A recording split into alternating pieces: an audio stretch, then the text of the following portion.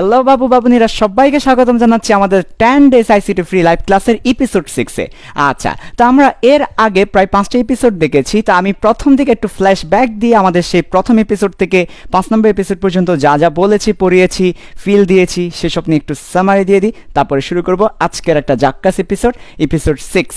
ওকে, তো আসলে আমাদের সি প্রোগ্রামিং ভাষা কেন আমাদের দরকার, কেন আমরা শিখতে যাব, ঠিক আছে? বিকজ আমরা যদি কোনো একটা প্রবলেম নিজেরা সলভ না করে মেশিনকে দিয়ে সলভ করতে চাই, তাহলে মেশিনকে বলে দেওয়া লাগবে কিভাবে এই প্রবলেমটা সে সলভ করতে পারে, অর্থাৎ মেশিনকে ইনস্ট্রাকশন দেওয়া লাগবে। এই ইনস্ট্রাকশনটা কিন্তু আমরা সরাসরি ফাইনালি দিয়ে দিতে পারি না, আমাদেরকে নিজেদেরকেও ভাবতে হয়, রাফ করতে হয়। রাফ করার পরে সে রাফ ফিগারকে ফাইনাল আকারে, কোড আকারে লিখে দেন মেশিনকে দিতে হয়। তো এই যে একটা মেশিনকে ইনস্ট্রাকশন দেওয়ার জন্য আমরা যে রাফ করি, ওই রাফের মধ্যে সে রাফটা যদি হয়ে থাকে আমাদের কিছু চিত্রের মাধ্যমে, তাহলে সেটাকে বলি ফ্লো চার্ট। আর যদি সেটা হয়ে থাকে কিছু কথার মাধ্যমে, বর্ণনামূলকভাবে, তাহলে সেটাকে বলে থাকি অ্যালগোরিদম। এই অ্যালগোরিদম ফ্লো চার্ট নিয়েই কেটেছে আমাদের 4টে এপিসোড। এর পরবর্তীতে আমরা পদার্পণ করেছি আমাদের 5 নম্বর এপিসোড, যেখানের মধ্যে আমরা দেখিয়েছি তোমাদেরকে এই যে মেশিনকে ইনস্ট্রাকশন দিতে গিয়ে আমরা যে রাফ করেছিলাম, সেটার ফাইনাল রূপটা আমরা 5 নম্বর এপিসোডে দেখিয়েছি। আচ্ছা, তো কোনো একটা মেশিনকে ইনস্ট্রাকশন দেওয়ার জন্য যে ফাইনাল রূপ, সে ফাইনাল রূপকে আমরা বলি কোডিং। এই যে এখানে একটা ওয়ার্ড লেখা আছে কোডিং করা। আচ্ছা, তো এই কোডিংটা অনেকগুলো ভাষায় করা যায়, অনেকগুলো স্টাইলে করা যায়। সো আমাদের বইয়ে, আমাদের যে আইসিটি বইটা আছে, সেখানের মধ্যে ইন্টার সিলেবাসে একটাই ভাষা আছে, সে ভাষার নাম সি প্রোগ্রামিং ভাষা। আচ্ছা, সো আমরা সি প্রোগ্রামিং ভাষায় কোড দেখব।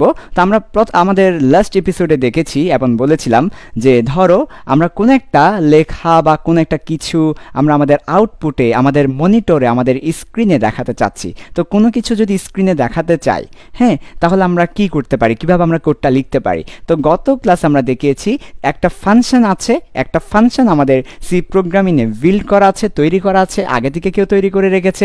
সে ফাংশনের নাম হচ্ছে প্রিন্ট ফাংশন, প্রিন্টএফ, আমরা যাকে বলি প্রিন্টএফ। এই প্রিন্টএফ ফাংশন ব্যবহার করার ফলে আমরা ওই প্রিন্টএফ ফাংশনের মধ্যে যাই লিখব, সে তাই স্ক্রিনে দেখাবে, ঠিক আছে? তো আজকে আমরা কিন্তু সেখানে যাব না। আজকে আমরা দেখব কি, আজকে আমরা যেটা দেখব এপিসোড 6-এ আমরা একটা কোড দেখব। আর কোড দেখবো বলতে আসলে কি বোঝায়? কোড তো আসলে জাস্ট আমি লিখে দিলাম, তোমরা দেখলে সেটাও দেখা না। আজকে ওইভাবে দেখাবো না, আমি লিখবো আর তুমি দেখবে না, এভাবে না। আজকে আমরা অন্যভাবে ভেবে দেখবো বা ভাবি দেখবো, যেটাই বলো না কেন, ভাবি দেখো আর ভেবে দেখো।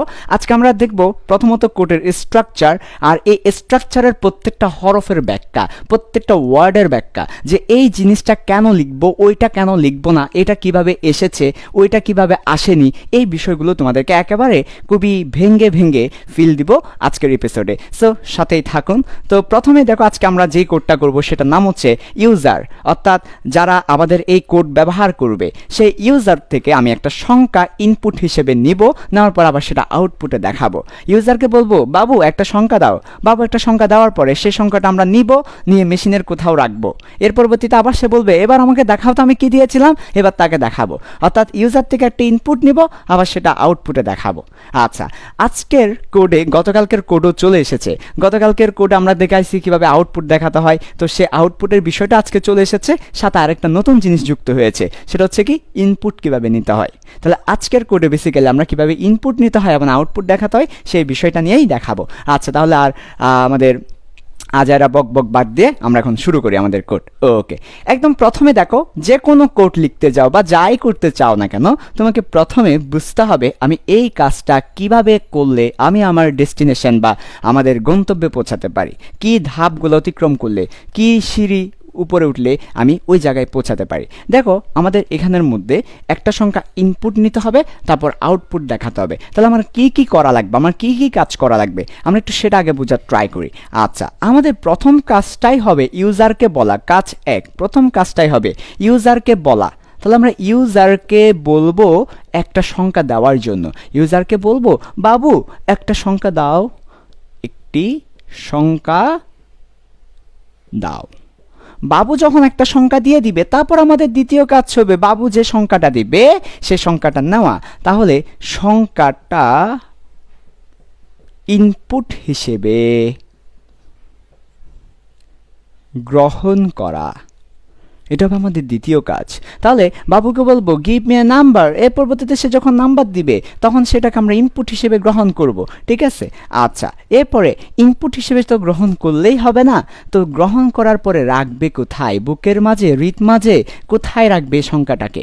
এই সংখ্যাটাকে রাখতে হবে মেশিনের মেমোরিতে। হ্যাঁ, তাহলে এই যে ইনপুট হিসেবে গ্রহণ করলেই হবে না, সাথে সাথে তাকে রাখার ব্যবস্থা করতে হবে, ঠিক আছে, রাখার ব্যবস্থা করতে হবে, অ্যাকোমোডেশনের ব্যবস্থা করতে হবে, ওই সংখ্যার জন্য ব্যবস্থা করতে হবে।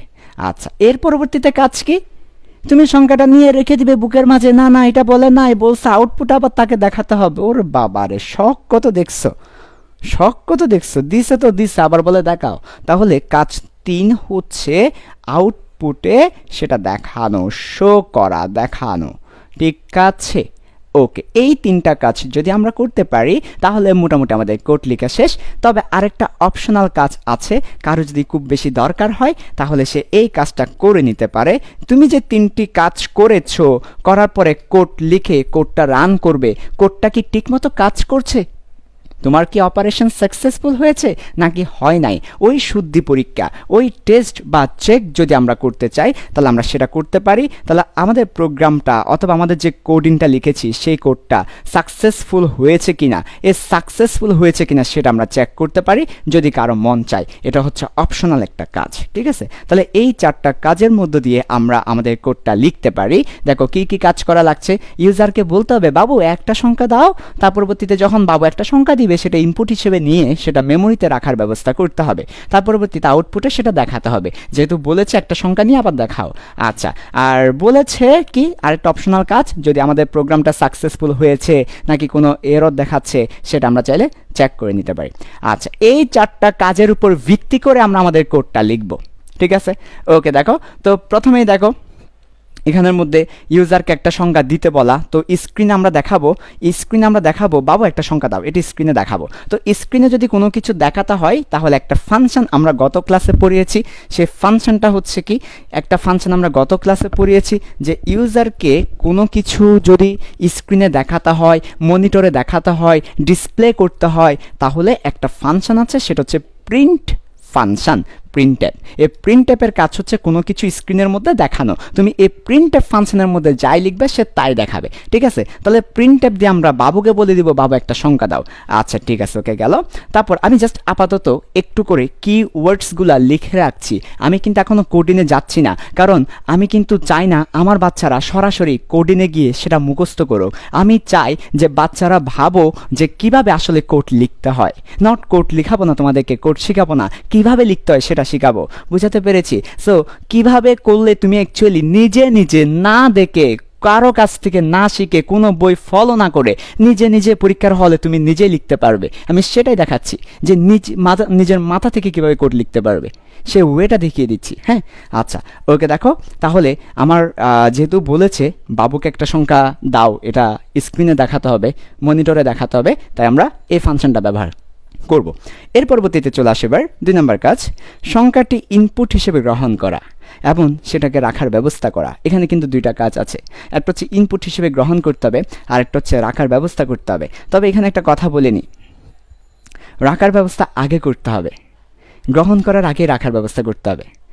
জলে যখন নেমেছি মাছ আমি ধরবই, বাবু যখন ডেকেছি বিয়ে আমি করবই। তারপর গেলাম চৌধুরী সাহেবের কাছে, চৌধুরী সাহেব অপারেশন তো সাকসেসফুল, বিয়ে তো বাবুকে করে ফেলেছি। তারপর চৌধুরী সাহেব বলে, বাছাদন করেছিস ঠিক আছে বিয়ে, কিন্তু বউকে রাখবি কোথায়? ফান্দে ফরিয়া বগাতে এবার কান্দে, বিয়ে তো করে ফেলেছে, বউকে রাখবে কোথায়? তা আমরা জানি বিয়ে করলে বউকে রাখার জন্য একটা কি দরকার, ঘর দরকার, যেখানে আরামসে, বুঝছো তো। তো এখন তো মনে করে যে তুমি ঘর তরকার কিছু নাই, তোমার রুম নাই, ঘর নাই, তারপর তুমি বিয়ে একটা করে বউ একটা নিয়ে আসলা, রাখবা কোথায়? রান্না করে রাখা লাগবে, তাই না? তাহলে তেমনিভাবে আমরা যখন কোনো কিছু ইনপুট হিসেবে নিব, তাহলে ওই ইনপুটটা আগে তো রাখার ব্যবস্থা করতে হবে, আগে তো ওই ইনপুটটা রাখার জন্য ঘর রেডি করতে হবে, তারপরেই তো সেটাকে নেওয়া যাবে। তাহলে আগে কিন্তু রাখার ব্যবস্থাটা তৈরি করে রাখতে হবে, তারপরে করা যাবে। আমরা যখন বিয়ে করি আগে বউকে রাখার ব্যবস্থা ঠিক করেই বিয়েটা করি, তাই না? সেই কাজটা এখানে করতে হবে, জীবনের সাথে আসলে মিল পাওয়া যায়। যাই হোক, তো মেশিন বলে এই যে তোমরা আবার ভাবিও না আইসিটি মানে হচ্ছে এই সব মেশিন টেশিন, না, মেশিন না, আসলে জীবন। হ্যাঁ, ওকে। তাহলে দেখো, আমাদের রাখার ব্যবস্থা নিয়ে আমরা শুরু করবো আমাদের খেলাটা। তাহলে কিভাবে আমরা রাখতে পারি এখন তোমাদেরকে দেখাবো রাখার ব্যবস্থাটা। তাহলে চলো আসো, রাখার ব্যবস্থাটা দেখাচ্ছি তোমাদেরকে। আজকের লাইভ ক্লাসটা অনেক বেশি ইম্পর্টেন্ট সবার জন্য। সো দেখো, রাখার ব্যবস্থা। তো মেশিনের যেখানে রাখা হয়, মেশিনের যেখানে কোনো ডাটা রাখা হয়, সেটাকে আমরা বলি মেমোরি। আমরা সবাই জানি রাখা হয়, সেটাকে আমরা বলি মেমোরি। তোমরা সবাই মেমোরি কার্ড আছে তোমাদের, মেমোরি বলো আমরা, এই যে মেমোরি। আচ্ছা, তো এই যে মেমোরিটা, এই মেমোরিটা হচ্ছে কিভাবে থাকে, কিভাবে হিসাব করি? যেমন আমরা বলি আমাদের মেমোরি কার্ড হচ্ছে 64 জিবি, অর্থাৎ গিগাবাইট। তাহলে এই মেমোরিটা হিসাব করা হচ্ছে আসলে বাইটে, ঠিক আছে? ওকে, এই বাইটটা কি জিনিস আবার? বাইটটা হচ্ছে 8 বিটের সমন্বয়। 8টা বিট মিলে একটা বাইট হয়। তাহলে 1 byte is equal to 8 bit. এখন আবার প্রশ্ন করতে পারো, ভাইয়া বিট জিনিসটা কি? বিট জিনিসটা হচ্ছে, যদি আমরা বিট ওয়ার্ডটাকে ভাঙি, তাহলে বিট ওয়ার্ডটাকে যদি আমরা ভেঙে দেখাই, তাহলে ভালো করে খেয়াল করো, এই যে বাইনারি, তা পরবর্তীতে ডিজিট, এখান থেকে যদি তুমি এই প্রথমের 2টা নাও আর শেষের একটা নাও, তারপর যুক্ত করে দাও, তাহলে তুমি কি পাচ্ছ দেখো, তাহলে তুমি বিট পেয়ে যাচ্ছ। তাহলে মাঝখানের এইগুলা মুছে দিয়ে এই যে বাইনারি ডিজিটের প্রথম আর শেষগুলা নিলেই আমরা আসলে বিট পেয়ে যাচ্ছি, বিট, তাই না? এই যে দেখো বিট। ওকে, তো বিট বলতে আসলে বোঝায় একটা বাইনারি ডিজিট রাখার স্থান। একটা বিট বলতে বোঝাচ্ছে একটা ঘর যেখানে একটা বাইনারি সংখ্যা রাখা যাবে, বাইনারি ডিজিট রাখা যাবে। বাইনারি ডিজিট বলতে 0কে বোঝায়, 1কে বোঝায়। আমাদের পেইড কোর্সে আমরা এগুলো একেবারে বিস্তারিত আলোচনা করব। আচ্ছা, তাহলে 8 বিট বলতে বোঝাচ্ছে 8টি ঘর থাকবে, যে ঘরগুলাতে 8টা বাইনারি সংখ্যা রাখা যাবে, আর এই 8টা বিট মিলেই একটা বাইট গঠন করবে। এই একটা বাইট মানে হচ্ছে কি, তাহলে ওই যে ডাটাকে রাখার বা সংখ্যাকে রাখার জায়গা। তাহলে আমরা বলছি মেশিনে যেখানে কোনো ডাটা রাখা হয় সেটাকে মেমোরি বলে, যেটাকে আমরা হিসেব করি বাইট দিয়ে। বাইট বলতে বোঝায় 8 বিটের সমন্বয়, আবার বিট বলতে বোঝায় একটা বাইনারি ডিজিট রাখার স্থান। তাহলে 8 বিট বলতে 8টা বাইনারি ডিজিট সেখানে রাখা যাবে। এভাবে করে বাইট হবে। এরকম করে 1 বাইট হতে পারে, 2 বাইট হতে পারে, অনেকগুলো বাইট হতে পারে, মেগাবাইট হতে পারে, এমবি বলি যাকে, গিগাবাইট হতে পারে। তাহলে আসলে সব কিছু বাবা তোমার দরবারে সব বাইটেরই খেলা। দেখো, তুমি সব কিছু, এই যে তুমি আমার ভিডিও দেখছো, এটা কিন্তু তুমি দেখছো এমবি দিয়ে, তারপর জিবি দিয়ে। তাহলে বাবা তোমার দরবারে সব বাইটেরই খেলা। বাইটের খেলা কেন? হোয়াই বাইটের খেলা? কারণ হচ্ছে, তুমি দেখো, তুমি আমার ভিডিও দেখছো, সেটা কোথাও রাখা আছে, কোনো একটা সার্ভারে রাখা হয়েছে, সেখান থেকে তুমি দেখছো সব কিছু আসলে কোথাও না কোথাও রাখা হয়েছে, সব কিছু আসলে মেশিনের মধ্যে রাখা হয়েছে, তাই না? তো এই কারণেই আসলে এই যে মেশিনের মধ্যে ডাটাগুলোকে রাখা হচ্ছে মেমোরিতে, তাই আসলে সব জায়গায় বাইটের খেলা, বিটের খেলা, ঠিক আছে? সো এই জিনিসগুলো আমরা আরও ভালো করে ফিল করবো আমাদের পেইড ক্লাসে। আচ্ছা, আজকে আমি খুব বেশি বলছি না, ঠিক আছে? তাহলে এই কথাটা গেল। এবার চলে আসো বাবা, এখন ইউজার থেকে আমরা ইনপুট নিব। ইউজার থেকে কি নিব? ইনপুট নিব। তো ইউজার ইচ্ছে মতো ইনপুট দিতে পারে, তাই আমরা বলে দিব কোন ধরনের ইনপুট সে দিবে। যেমন মনে করো, ইউজার চাইলে সে আমাকে দশমিক সংখ্যা ইনপুট দিতে পারে, 2.2222222 এরপর 2 আবার 2 হয়ে যাবে এটা। তাহলে ইউজার চাইলে আমাকে দশমিক সংখ্যা ইনপুট দিতে পারে, ইউজার চাইলে আমাকে হরফ ইনপুট দিতে পারে, এ বি সি ডি এগুলো এক একটা দিতে পারে। ইউজার চাইলে ইনপুট দিতে পারে। ইনপুট দেওয়া মানে কি? কিবোর্ড থেকে যাই দিবে সেটা ইনপুট, তাই না? সে যে কোনো কিছুই দিতে পারে। তাহলে ইউজার কী ধরনের ইনপুট দিচ্ছে ওইটার উপর আমাকে জায়গাটা কিনতে হবে বা জায়গাটা রেডি করতে হবে। যেমন মনে করো, আমি একটা মুটকি বাবু নিয়ে আসলাম, তাহলে মুটকি বাবুর জন্য আমাকে বড় একটা জায়গা লাগবে। আবার মনে করো একটা ছোট্ট বাবু নিয়ে আসলাম, ছোট্ট বাবুর জন্য ছোট্ট জায়গা লাগবে। তেমনিভাবে আসলে ইউজার কী ধরনের ডাটা দিচ্ছে সেটার উপর ভিত্তি করে আমার কী ধরনের জায়গা লাগবে সেটা ডিপেন্ড করবে। ইউজার যদি আমাদেরকে তার ডাটা যেটা দিচ্ছে সে তার ডাটা টাইপটা যদি ইউজার আমাদেরকে দেয়, ইউজার যদি আমাদেরকে তার ডাটা টাইপ দেয়, আমি একটু লিখতেছি এখানে বেশ কয়েকটা জিনিস। আচ্ছা, ইউজার যদি আমাদেরকে দশমিক দে, দশমিককে বলা হচ্ছে ফ্লোট। ওই যে আমরা যে বিন্দু বলি না, এটাকে বলে ফ্লোটিং পয়েন্ট বা ফ্লোট। তাহলে দশমিককে আমরা বলবো ফ্লোট। তাহলে ইউজার যদি আমাদেরকে ফ্লোট দে মানে দশমিক দে, কি দে যদি আমাদেরকে ইউজার দশমিক দে মানে ভগ্নাংশ আর কি। দশমিক বলতে কি বোঝায়? ভগ্নাংশ দে। তাহলে ইউজার যদি আমাদেরকে ভগ্নাংশ আকারে কিছু দে, তাহলে সেটার জন্য আমাদের জায়গা লাগবে 4 বাইট। কয় বাইট জায়গা লাগবে? 4 বাইটস, তার মানে 32 বিট। আচ্ছা, ইউজার যদি আমাদেরকে ইন্টিজার দে মানে পূর্ণ সংখ্যা যদি সে আমাদেরকে দেয়, পূর্ণ সংখ্যা যদি আমাদেরকে দেয়, আমরা বলে দিলাম ইউজার শুধু পূর্ণ সংখ্যা দিতে পারবে। আমি যে বললাম ইউজার একটা ইনপুট দাও, আমরা বলে দিলাম ইউজার তুমি শুধুমাত্র একটা পূর্ণ সংখ্যা ইনপুট দিতে পারবা, তুমি 2 দিতে পারবা, 3 দিতে পারবা, 4 দিতে পারবা, তুমি 3.5 দিতে পারবা না, 6.5 দিতে পারবা না, দশমিক তুমি দিতে পারবা না, তুমি পূর্ণ সংখ্যা দেওয়া লাগবে। তাহলে এই পূর্ণ সংখ্যা যদি দেয়, হ্যাঁ মাইনাসও দেওয়া যাবে, -2 দিতে পারবা, -3 দিতে পারবা, কিন্তু ভগ্নাংশ দেওয়া যাবে না। তাহলে সেক্ষেত্রে আমার জায়গা লাগবে 2 বাইটস। তাহলে পূর্ণ সংখ্যার জন্য কম্পিউটারে 2 বাইটস জায়গা তৈরি করে রাখা লাগে, আর দশমিকের জন্য কম্পিউটারে 4 বাইটস জায়গা তৈরি করে রাখা লাগে। তাহলে আমরা যখনই মেশিনের মধ্যে কোনো ইন্টিজারকে রাখতে চাইবো, আমাদের 2 বাইটস জায়গা লাগবে। আমরা যখন মেশিনের মেমোরিতে আমরা ফ্লোটিংকে রাখতে চাইবো, আমাদের 4 বাইটস জায়গা লাগবে। অনুরূপভাবে আমরা যদি ক্যারেক্টার রাখতে চাই, তাহলে আমাদের মাত্র 1 বাইট জায়গা লাগবে, অর্থাৎ 8 বিট জায়গা লাগবে। তাহলে ইন্টিজারকে রাখার জন্য 2 বাইট, ফ্লোটকে রাখার জন্য 4 বাইট, ক্যারেক্টারকে রাখার জন্য 1 বাইট, এরকম আর অনেক কিছু আছে। ইন্টিজার আর অনেক ধরনের ইন্টিজার আছে, long integer, short integer, double, float, double, অনেক কিছু আছে। আর অনেক ধরনের জায়গা দরকার এখানের মধ্যে। তা আমরা সেগুলো আমাদের পেইড ক্লাসে দেখাবো। আমাদের লাইভ ক্লাসগুলোতে বা আমাদের মেইন ফ্রি ক্লাসগুলোতে আমরা একটু করে কি দিচ্ছি, তোমাদেরকে লবণ দেখতে দিচ্ছি, নুনে দেখতে দিচ্ছি, ঠিক আছে? তোমরা একটু নুনে দেখবা, নুনে দেখার পর নুন ভালো লাগলে তাহলে চলে আসবার কি, ঠিক আছে? ওকে, দেখো তাহলে এবার চলে আসো, এবার ভালো করে খেয়াল করো। ভাইয়া মাঝখানে একটা কী জিনিস রাখলেন, এটা ফরম্যাট স্পেসিফায়ার। হ্যাঁ, ফরম্যাট স্পেসিফায়ার এটা খুবই ইম্পর্টেন্ট একটা জিনিস। এই ফরম্যাট স্পেসিফায়ারটা হচ্ছে কি জানো? মেশিন কিন্তু এই ইন্টিজার নাকি ফ্লোট নাকি ক্যারেক্টার সেটা মেশিন বুঝবে কেমনে, মেশিন বুঝতে পারবে কেমনে, তাকে কী ধরনের ডাটা নিতে হবে। মনে করো একজন ইউজার দিল, এখন মেশিন বুঝতে পারবে কেমনে এটা কী ধরনের ডাটা। সে তো আমাদের মতো চোখে দেখে বলে দিতে পারবে না, এই যে কুদ্দুস এটা তো এ মানে কি রে, এ মানে এ হুসুন নাবদ্দার, এ আর কি এটা তো এ মানে হচ্ছে এটা ক্যারেক্টার। এ পরবর্তী আমি বললাম A.2, তাহলে এ বলে দিবে এটা ফ্লোট। এটা আমরা চোখের দেখায় বলতে পারি, দশমিক দেখলে ফ্লোট হবে, এরপর কোনো হরফ দেখলে সেটা ক্যারেক্টার হবে, এরপর পূর্ণ সংখ্যা দেখলে সেটা ইন্টিজার হবে। এটা আমরা চোখের দেখায় বলতে পারি, মেশিন তো বলতে পারে না। সো মেশিন বুঝতে পারবে কেমনে এটা কী ধরনের ডাটা? তাই মেশিনকে একটা কী বলে দিতে হবে জানো?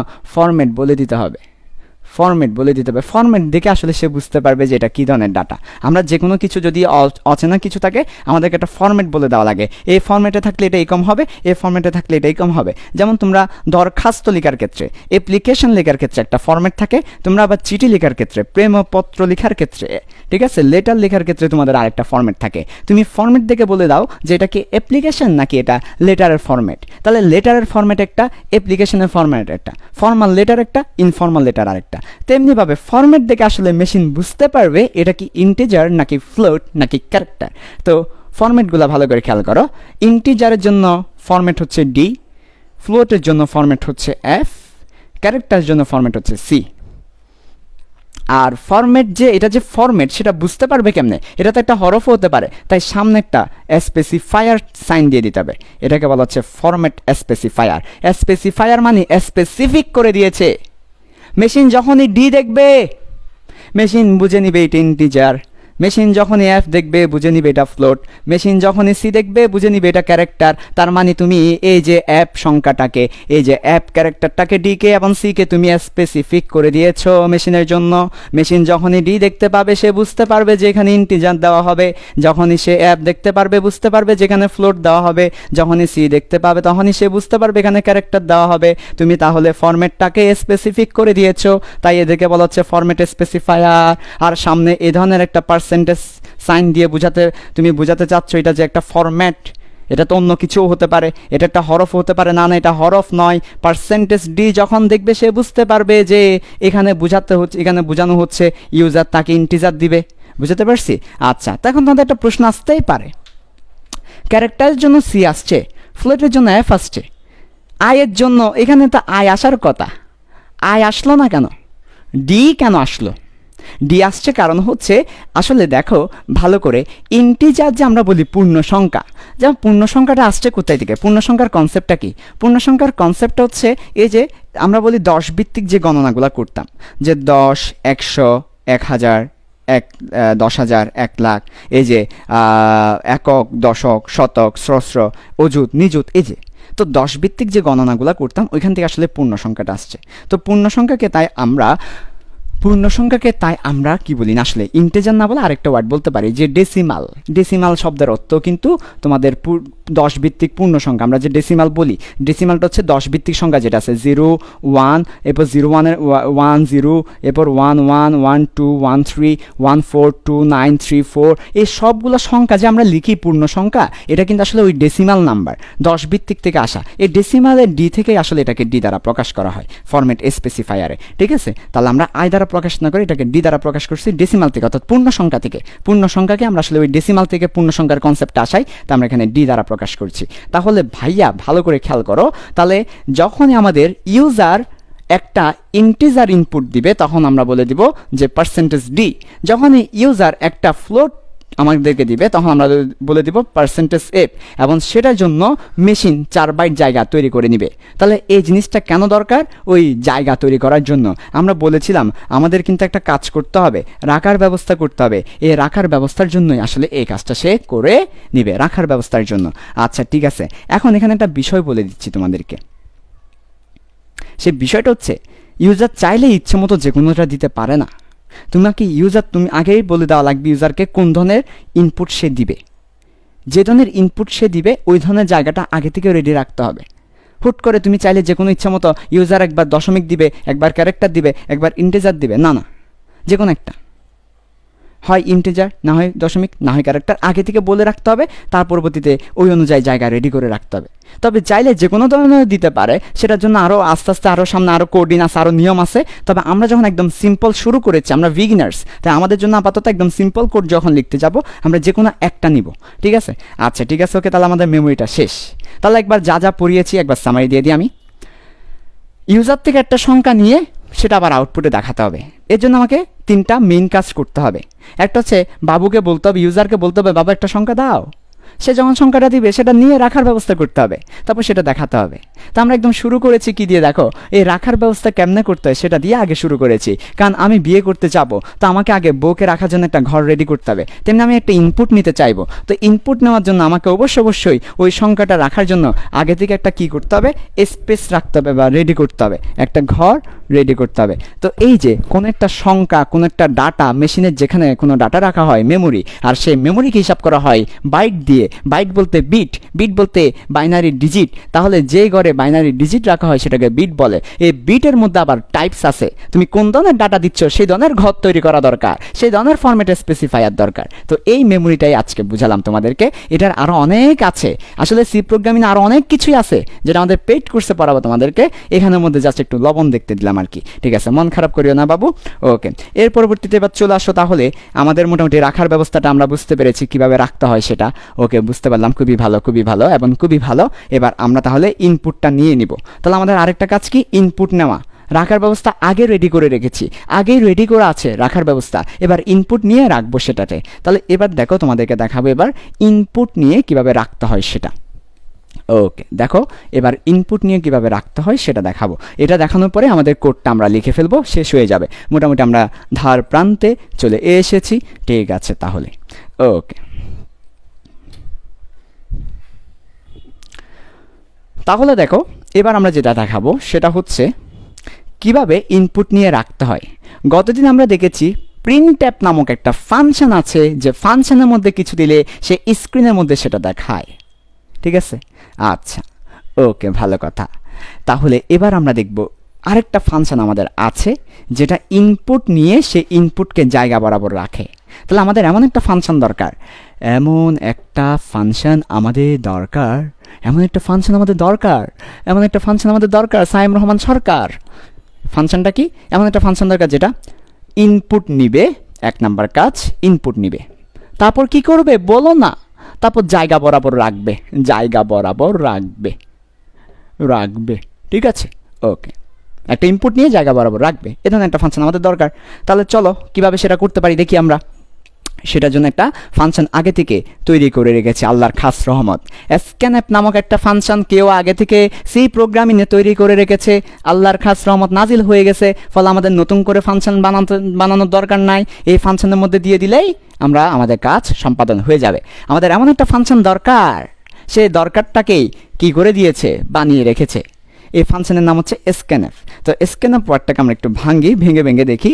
চলো, স্ক্যান দ্বারা বোঝাচ্ছে ইনপুটটাকে, ইউজারের ইনপুটকে স্ক্যান করে নিয়ে নিবে, অর্থাৎ ইনপুটটাকে গ্রহণ করবে।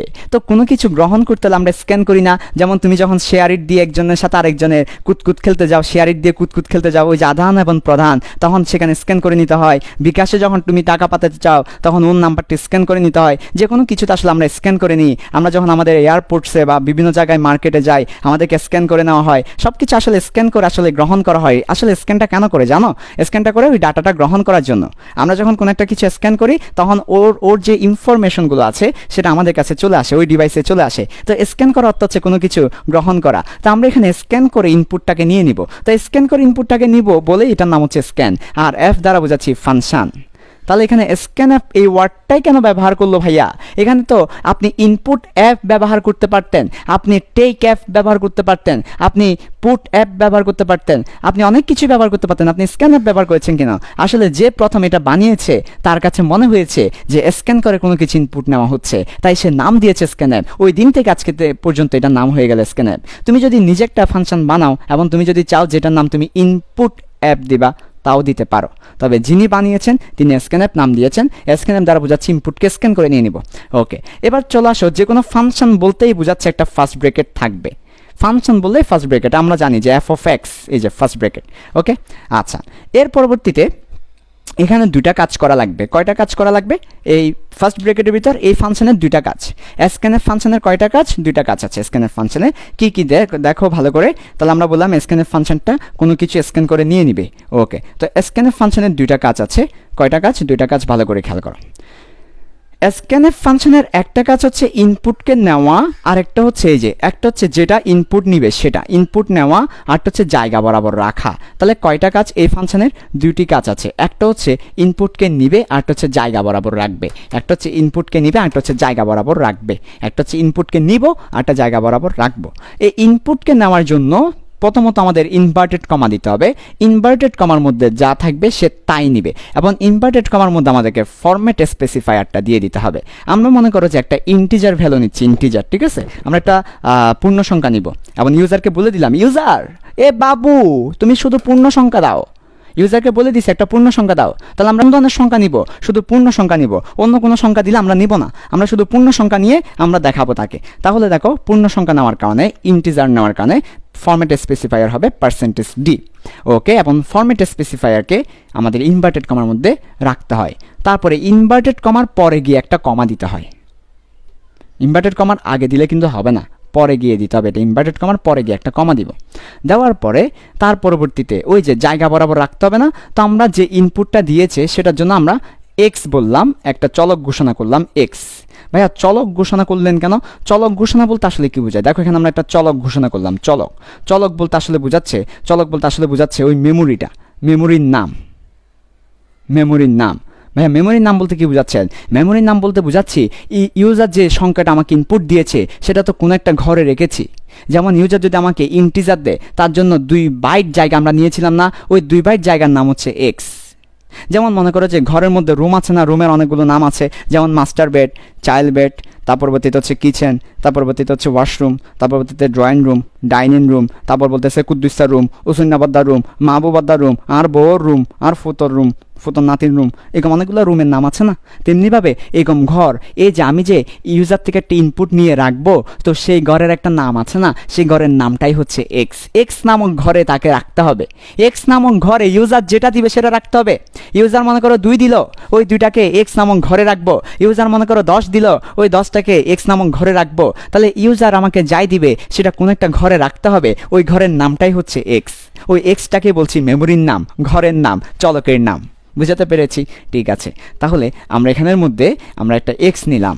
আচ্ছা, এক্স নেওয়ার পরে এখন আমার যে মেশিন তো আর এই কাজটা করবে না। আমরা তোমাদেরকে আরেকটা কথা বলি, আমরা যে কোডটা লিখি সে কোডটা কিন্তু আমাদের ভাষায়, সেটাকে মেশিনের ভাষায় রূপান্তর করতে হয়। তা আমাদের ভাষাটাকে মেশিনের ভাষায় সরাসরি রূপান্তর করা যায় না, একটা অনুবাদক দরকার। এই অনুবাদককে বলা হয়, তোমাদের 3 ধরনের অনুবাদক আছে, আমরা পড়াবো আমাদের পেইড কোর্সে, একটা কম্পাইলার, একটা ইন্টারপ্রেটার আর একটা অ্যাসেম্বলার। তো এই ক্ষেত্রে আমরা কম্পাইলারটা ব্যবহার করি। তো কম্পাইলার অনুবাদক করে কি, আমাদের প্রত্যেকটা লাইন পরে সেটাকে কনভার্ট করে দেয় মেশিন ভাষায়।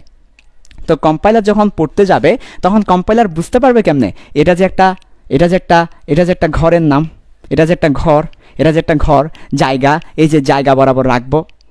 তো বুঝতে পারবে কেমনে যে একটা জায়গা? তার জন্য বুঝিয়ে দেওয়ার জন্য একটা সিম্বল ব্যবহার করা হয়, একটা সাইন ব্যবহার করা হয়। আমি আরেকবার বলছি, দেখো ভালো করে, আমি আরেকবার বলছি কথাটাকে আরেকবার বলছি। আমাদের কাজ হচ্ছে একটি ইনপুট নিয়ে সেটাকে জায়গা বরাবর রাখা। এই ইনপুট নিয়ে জায়গা বরাবর রাখার যে ফাংশনটা, সেই ফাংশনটা হচ্ছে স্ক্যানএফ।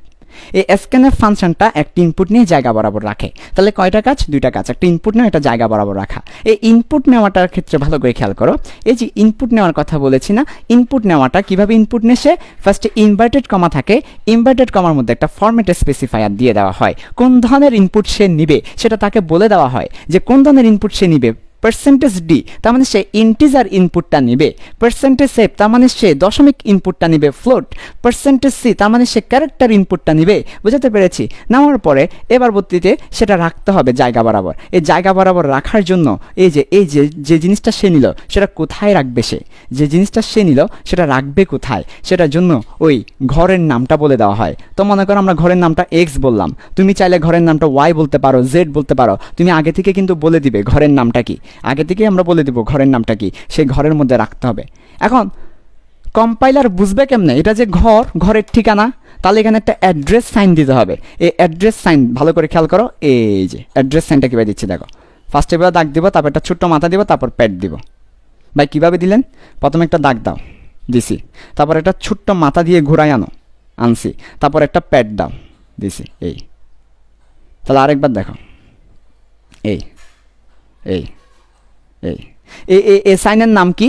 সাইনের নামটা হচ্ছে %, 3টা ওয়ার্ড, %। এবং এটাকে কি বলে? এটার মিনিংটা কি? এটার মিনিংটা হচ্ছে অ্যাড্রেস। এটা অ্যাড্রেস বুঝায়, কোন একটা ঘরের ঠিকানা বুঝায়। তাহলে আমি যখন এখানে %, এটাকে বললাম %সাইন, এটাকে % বলা হয়। যেমন আমরা এটাকে বলি কি? এটাকে বলি অ্যাট দ্য রেট অফ বলা, নাকি অ্যাট দ্য রেট অফ না, এটা হচ্ছে অ্যাট, এটা হচ্ছে হ্যাশ, এটা হচ্ছে স্টার। তেমনিভাবে এটাকে বলা হয় %, এই সাইনটাকে বলা হচ্ছে %। প্রথমে একটা দাগ দিয়ে দিব, তারপর একটা ছোটো মাথা দিব, তারপর একটা প্যাড দিব, %। এই %এর পরে যেটা লিখবো তাহলে বুঝাবে, %এর সাথে এটা যদি লিখি তাহলে বুঝাবে এক্স নামক একটা জায়গায় ওই %d কে রাখো, এক্স নামক জায়গায় %d কে রাখো, এটা বুঝাই। তাহলে আমরা চলো ওই জিনিসটা একটু করে দেখি ভালো করে। ওকে, আজকের ক্লাসটা না খুবই জাক্কাস, খুবই ইম্পর্টেন্ট, অসম্ভব রকমের ইম্পর্টেন্ট একটা ক্লাস তোমরা করছো। এই যেটা দ্বারা বোঝাচ্ছে এক্স নামক ঘরে %d কে রাখো। %d বলতে বোঝাচ্ছে ইউজার যে ইনপুট দিবে সেটাকে রাখো। তো কাজ শেষ, ইনপুট নিলাম রাখলাম জায়গা বরাবর, কাজ তো শেষ। এটা হচ্ছে স্ক্যানএফ ফাংশনের স্ট্রাকচার। স্ক্যানএফ ফাংশনের স্ট্রাকচার হচ্ছে ফার্স্ট ব্রেকেট দেওয়া লাগবে, ইনভার্টেড কমার মধ্যে কোন ধরনের ইনপুট নিব, ডাটা নিব, সেই স্পেসিফায়ারটা দিতে হবে, ফরম্যাট স্পেসিফায়ার, তারপরে ইনভার্টেড কমা শেষ করতে হবে, তারপর কমা দেওয়া লাগবে, তারপর %, দিয়ে তারপর ঠিকানাটা দিয়ে দেওয়া লাগবে, তারপর ফার্স্ট ব্রেকেট ক্লোজ, তারপর সেমিকোলন দেওয়া লাগবে। সেমিকোলন দ্বারা বোঝাচ্ছি দাঁড়ি, ফুল স্টপ, তার মানে আমার এই লাইনটা শেষ, এই লাইনটা শেষে সেমিকোলন দেওয়া লাগবে। তো এটাই হচ্ছে আমাদের ফরম্যাট স্পেসিফায়ার। তেমনিভাবে যদি আমাদের 2টা সংখ্যা নেওয়া হয় তাহলে কিভাবে লিখবো দেখো। 2টা সংখ্যা নেওয়া হলে ভালো করে খেয়াল করো, মনে করো ইউজার 2টা সংখ্যা দিল তোমাকে, একটা সংখ্যা হচ্ছে তোমার %d মানে হচ্ছে দশমিক, আরেকটা সংখ্যা হচ্ছে %f মানে ভগ্নাংশ, আরেকটা সংখ্যা মনে করো ক্যারেক্টার দিল ইউজার। তাহলে তুমি সেটাকে কিভাবে লিখবে? তুমি লিখবে স্ক্যানএফ, তার পরবর্তীতে এইভাবে করে ইনভার্টেড কমা, তারপর %, দিয়ে প্রথমত তুমি লিখবে মনে করো এক্স, তারপর কমা পার্সেন্টেজ ওয়াই এম্পারসেন্ট জেড, তারপর শেষ। তার মানে বুঝাচ্ছে, এটা দ্বারা বুঝাচ্ছে প্রথমে যেটা লিখেছো পার্সেন্টেজ ডি সেটা হচ্ছে প্রথম এক্স এর জন্য, দ্বিতীয়ত তুমি যেটা লিখেছো পার্সেন্টেজ এ সেটা হচ্ছে দ্বিতীয় ওয়াই এর জন্য, তৃতীয়ত তুমি যেটা লিখেছো পার্সেন্টেজ সি সেটা হচ্ছে তৃতীয় জেড এর জন্য। এটা দ্বারা বুঝাচ্ছে ইউজার তোমাকে 3 ধরনের ইনপুট দিবে। এক ধরনের ইনপুটকে তুমি এক্স নামক জায়গায় রাখবা, এক্স নামক জায়গায় তুমি যে ইনপুটটা রাখবা সেটা হবে পূর্ণ সংখ্যা। এরপর ইউজার তোমাকে আরেকটা ইনপুট দিবে, সেটাকে তুমি ওয়াই নামক জায়গায় রাখবা, সে ওয়াই নামক জায়গায় যে ইনপুটটা রাখবা সেটা হবে একটা ভগ্নাংশ। এরপর ইউজার তোমাকে একটা ক্যারেক্টার দিবে, সেটাকে তুমি জেড নামক ঘরে রাখবা। তার মানে কোন ঘরে কি রাখবো সেটাই আসলে বলে দিবে এইভাবে করে স্ক্যানার দিয়ে। তাহলে ইউজার থেকে এই 3টি ইনপুট নিব, জায়গা বরাবর রাখবো, ইউজার থেকে ইনপুট নিব, জায়গা বরাবর রাখবো, এটাই হচ্ছে কথা। বুঝতে পারছি? তো এখানে আরও অনেকগুলো স্ট্রাকচারের আরও অনেক বিষয় আছে, বেসিক আছে, এগুলো আমাদের পেড কোর্সে দেওয়া হবে, পেড ক্লাসে দেওয়া হবে, ফ্রি ক্লাসে তোমাকে জাস্ট লবণ দেখতে দেওয়া হবে। আচ্ছা ঠিক আছে, ওকে, দেখো এবার ভালো করে। তাহলে এটা হচ্ছে আমাদের স্ক্যানার। তো আমাদের মোটামুটি তাহলে শেষ, স্ক্যানার বুঝলাম, তার পরবর্তীতে আমরা ফাংশনও বুঝলাম। তাহলে এবার আমরা কোড লিখে ফেলি, চলো এবার আমরা ফাইনালি কোডটা লিখবো। ওকে, আমি এখন ফাইনালি কোডটা লিখে দিচ্ছি, কোড লিখে আমাদের প্রোগ্রামটা শেষ। তাহলে আমাদের মূল বিষয় আসলে দেখো, আমি চাইলে প্রথম দিকেই কোড লিখতে পারতাম, যেটা ট্রেডিশনালি সবাই করে থাকে, সব আইসিটি টিচাররা ট্রেডিশনালি এই কাজটা করে থাকে। না, আমি এই কাজটা করি নাই, আমি আগে তোমাদেরকে বুঝিয়েছি কিভাবে লিখতে হয়, তারপর তুমি নিজেই লিখো। এখন তুমি নিজে লিখতে পারবে। দেখো তোমাকে কি বলছে যে ইউজারকে বলো একটা সংখ্যা ইনপুট দেওয়ার জন্য। তার মানে ইউজারকে বলতে হলে কি করতে হয়, প্রিন্টএফ লিখতে হয়। লিখলাম প্রিন্টএফ লিখার পরে একটা কি দিতে হয়, ফার্স্ট ব্র্যাকেট দিতে হয়, যেটা একটা ফাংশন দিলাম, তারপর ইনভার্টেড কমা দিয়ে তারপর বলতে হবে গিভ এ ইন্টিজার নাম্বার, আমাকে ইন্টিজার নাম্বার দাও, এই জিনিসটা। এবার ইনভার্টেড কমা শেষ, তারপর একটা সেমিকোলন। তাহলে বুঝাচ্ছে প্রিন্টএফের ফাংশনে ইনভার্টেড কমার মধ্যে যা লিখবো সে তাই স্ক্রিনে দেখাবে। তাহলে সে স্ক্রিনে দেখাচ্ছে গিভ এ ইন্টিজার নাম্বার, এরপর সে এবার দিবে। তো দেওয়ার পরে দেখো স্ক্যানএফ, এবার আমরা বলবো স্ক্যানএফ দেওয়ার পরে সে যেটা দিবে পার্সেন্টেজ ডি সেটা নিব, কমা এম্পারসেন্ট এক্স। তো এখন কথা হচ্ছে ভাই এক্সটা পাইছেন কই? এক্সটা আগে থেকে রেডি করা লাগবে না? এক্সটা তোমাকে আগে থেকে রেডি করা লাগবে না? একটু আগেই দেখাইছি না আগে থেকে রেডি করা লাগে, একদম আগে শুরুতেই তুমি এই কাজটা করে নিতে হবে। তাই ইন্ট এক্স, তারপর হচ্ছে সেমিকোলন, একদম শুরুতে এই কাজটা করে নেওয়া লাগে। ভাই কি করলেন, ইন্ট লিখলাম, ইন্ট মানে হচ্ছে চলক ঘোষণা করলাম, এরপরে এক্স, এরপর সেমিকোলন। এই লাইনটা তোমাদেরকে একটু করে বুঝিয়ে দিচ্ছি। ইন্ট এক্স সেমিকোলন দ্বারা আসলে কি বোঝাচ্ছি, ইন্ট এক্স সেমিকোলন দ্বারা বোঝাচ্ছি চলক ঘোষণা করেছি আমি। কি ঘোষণা করেছি, চলক ঘোষণা করেছি। কি ঘোষণা করেছেন, চলক ঘোষণা। ভাইয়া চলক ঘোষণা কেন করেছেন, যাতে মেমোরিতে জায়গা রেডি করে।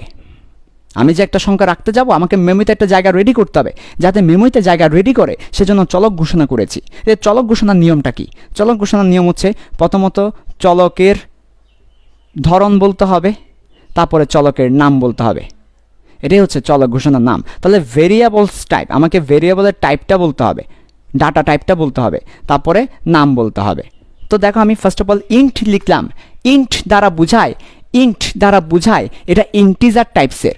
আমি যদি এখানে ইন্ট না লিখে ফ্লোট লিখতাম, ফ্লোট দ্বারা বুঝায় এটা ফ্লোট টাইপসের। আমি যদি এখানে কার লিখতাম, কার দ্বারা বুঝায় ক্যারেক্টার, শর্ট ফর্ম, ঠিক আছে? তাহলে ইন্ট দ্বারা বুঝায় এটা ইন্টিজার টাইপসের ডাটা। কোন ধরনের ডাটা সেটা কিন্তু আগে বলে দিতে হবে, আর নাহলে আমি কেমন ঘর খালি করব? আমি যে বাবুটা নিয়ে আসবো সে বাবুটা কি মোটা না চিকন সেটা বলে দেওয়া লাগবে।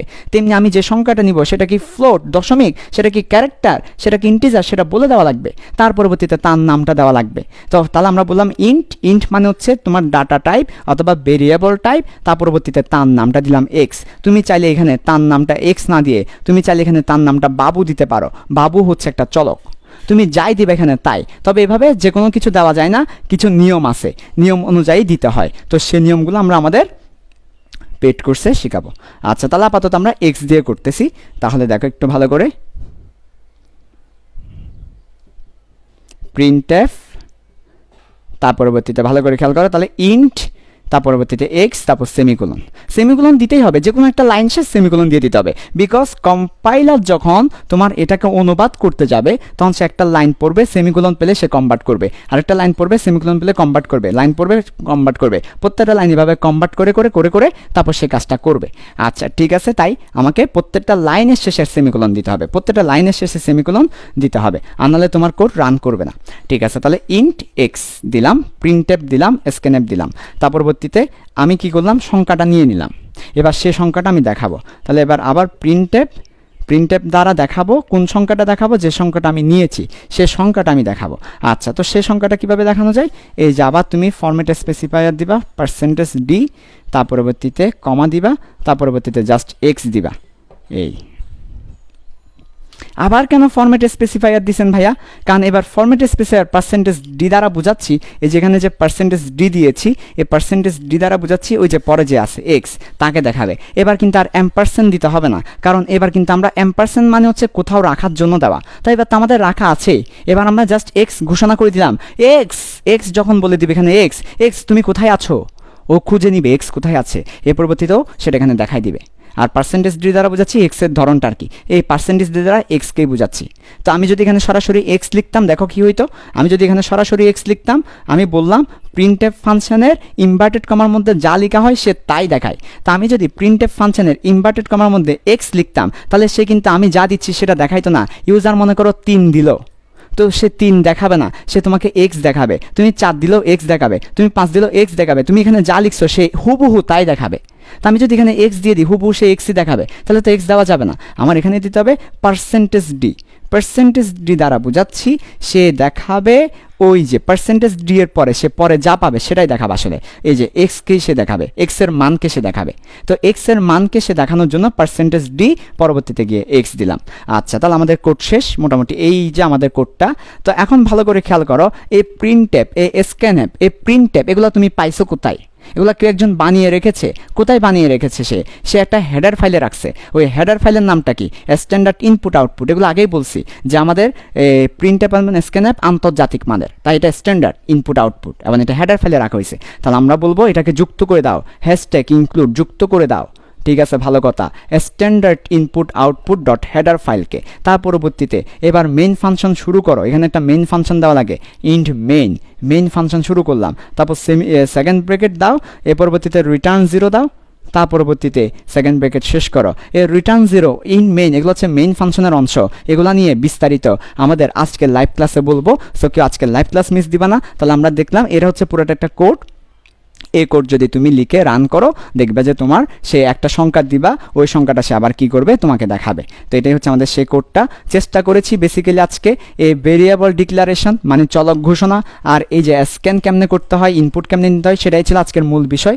আমি সাকসেসফুলি সেটা দেখানোর ট্রাই করেছি, জানি না কতটুকু হয়েছে, আর বাকি জিনিসগুলো আমরা পরবর্তী ক্লাসগুলোতে দেখব। আজকের লাইভ ক্লাসে বেসিক্যালি আমরা চেষ্টা করব তোমাদেরকে আরও কয়েকটা ফাংশনে, আরও কয়েকটা কোডের বেসিক দিয়ে আজকে লাইভ ক্লাসটা শেষ করার। আগামী দিন থেকে আমাদের HTML এর উপর শুরু হবে। তো এই আর কি, তো তোমরা কেউ লাইভ ক্লাস মিস দিবে না, কারণ লাইভ ক্লাসগুলোর রেকর্ড দেওয়া হবে না। যদি আমাদের আবহাওয়া ঠিক থাকে, নেটওয়ার্ক ঠিক থাকে, সব কিছু ঠিক থাকে, ইনশাল্লাহ আমরা সঠিকভাবে ক্লাসটা নিব। দোয়া করবে সবাই। এই তো, আল্লাহ হাফেজ। আর যদি কারো আমার ক্লাস ভালো লেগে থাকে, আমার পড়ানোর স্টাইল ভালো লেগে থাকে, অবশ্যই তুমি ভর্তি হয়ে যাও। তুমি যদি ফার্স্ট ইয়ার হও তাহলে তোমার জন্য 8 মাসের আগেই শেষ করে দিব। তুমি যদি সেকেন্ড ইয়ার হও তোমার পরীক্ষার 2 মাস আগে বা 1 মাস আগে তোমাকে সিলেবাস শেষ করে দেওয়া হবে। আর যদি তুমি ক্যাডেট পার্টি হও তাহলে ক্যাডেটদের ডিসেম্বরে চলে যেতে হবে। সো ডিসেম্বরের আগে ক্যাডেটদের জন্য ওইভাবে শেষ করে দেওয়া হবে। আর যারা ইংলিশ ভার্সনের আছো তাদের জন্য অবশ্যই সবগুলো টার্ম ইংলিশে বলে দেওয়া হবে। আর যারা বাংলা ভার্সনের আছো বাংলা, অর্থাৎ তোমরা যারাই ভালো লাগে তোমরা আমার সাথে যোগাযোগ করে ভর্তি হয়ে যাবে। ঠিক আছে, সবাইকে ধন্যবাদ। আল্লাহ হাফেজ, আসসালামু আলাইকুম।